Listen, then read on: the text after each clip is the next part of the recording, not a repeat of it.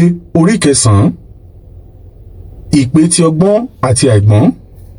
Ọgbọ́n ti kọ́ ilé rẹ̀, ó ti gbé òpó rẹ̀ méjèèjì, ó ti fi ilé pọntí, ó ti fọ̀nà rókà, ó sì ti ṣètò tábìlì oúnjẹ rẹ̀. Ó ti rán àwọn ìránṣẹ́bìnrin rẹ̀ jáde, ó sì ń pè láti ibi tí ó ga jù láàrin ìlú.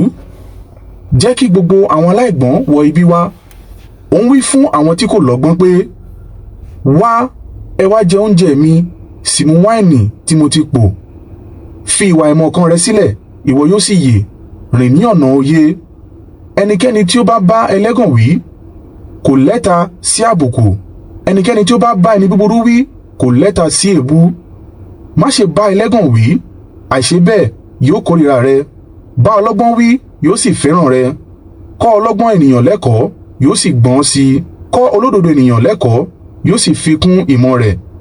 Ìbẹ̀rù Olúwa ni ìbẹ̀rẹ̀ ọgbọ́n, ìmọ̀ nípa ẹni mímọ́ ni òye.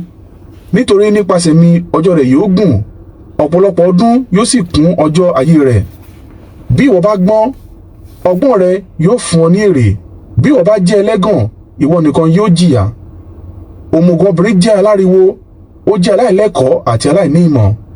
Ó jókòó ní ẹnu ọ̀nà ilé rẹ̀, lórí ìjókòó níbi tí ó ga jù láàrin ìlú. Ó ń pe àwọn tí ó ń kọjá lọ, tí wọ́n ń lọ tààrà ní ọ̀nà wọn. Jẹ́ kí gbogbo ẹni tí ó jẹ́ aláìlóye súnmọ́ bí, ni ó wí fún ẹni tí òye kù díẹ̀ káàtó fún. Omi tí a jí mu dùn, oúnjẹ tí a jẹ ní ìkọ̀kọ̀ á máa ládùn. Ṣùgbọ́n wọn ó fura pé àwọn òkú wà níbẹ̀, pé àwọn àlejò rẹ̀ wà ní ìsàlẹ̀ ilẹ̀ isà òkú.